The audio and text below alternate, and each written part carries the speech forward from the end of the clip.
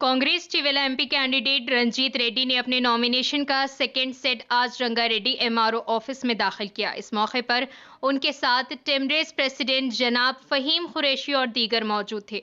आपको बता दें, तेलंगाना और आंध्र प्रदेश में 25 अप्रैल नॉमिनेशन दाखिल करने की आखिरी तारीख है। 26 अप्रैल को नॉमिनेशन पेपर्स की स्क्रूटनी होगी। 29 अप्रैल नॉमिनेशन वापस लेने की आखिरी तारीख है। 13 मई को पोलिंग होगी और वोट्स काउंटिंग 4 जून को होगी।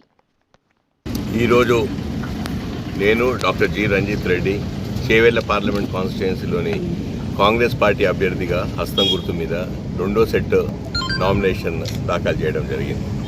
మా గౌరవనీయులు, మా వికారాబాద్ డీసీసీ అధ్యక్షులు, పరిగి స్థానిక శాసనసభ్యులు అన్న పెద్దలు రామ్మోహన్ రెడ్డి గారు, మా టిమ్రిస్ చైర్మన్ సోదరుడు ఫహీం భాయ్ గారు, మా షేర్లింగంపల్లి నియోజకవర్గ ఇన్ఛార్జ్ జగదీష్ గౌడ్ గారు, మా మహేశ్వరం ఎంపీపీ సునీత అంధ్యా నాయక్ గారు సమక్షంలో ఇవాళ సెకండ్ సెట్ నామినేషన్ దాఖలు చేయడం జరిగింది. చాలా చాలా సంతోషం. ఇప్పుడే చెప్పారు కలెక్టర్ గారు 51 అప్లికేషన్స్ వచ్చింది, 45 కంటెస్టెంట్స్ ఉన్నారని. ఎప్పుడైనా ప్రజాస్వామ్యంలో ఎంతమంది పోటీ చేస్తే అంత బాగుంటుంది.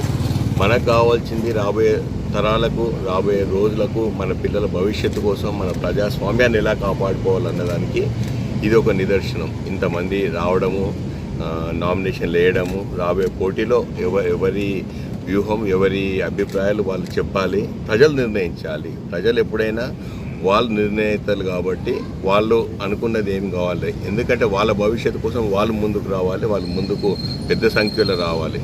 मेरे मुसलमान भाई बहनों से यही गुजारिश कर रहा हूँ मैं, सब लोग बाहर आइए.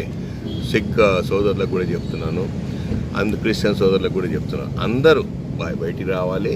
మీకు ఏది నచ్చితే, సెక్యులర్ పార్టీ నచ్చుతుందా, ఏ పార్టీ నచ్చుతుందో ఆ పార్టీకి ఓటేయాలని చెప్పి మీ ద్వారా ప్రతి ఒక్కరిని మనవి చేసుకుంటున్నాను.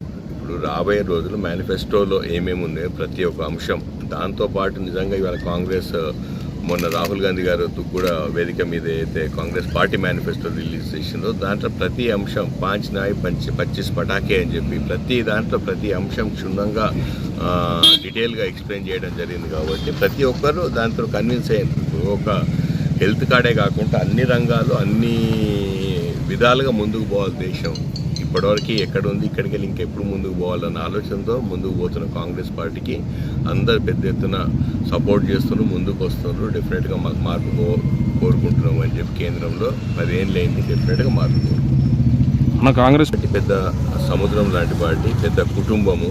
నిజంగా అందరూ ఒక తాటి మీద తీసుకొచ్చి రేవంత్ రెడ్డి గారు ముందుకు పోయినారు. కాంగ్రెస్ కుటుంబ సభ్యులు అందరూ ఎంతో సంతోషంగా ఉన్నారు, ఎందుకంటే పూర్వ వైభవం వచ్చింది. అన్ని మాకు ఎవ్వరు వచ్చినా సంతోషమే.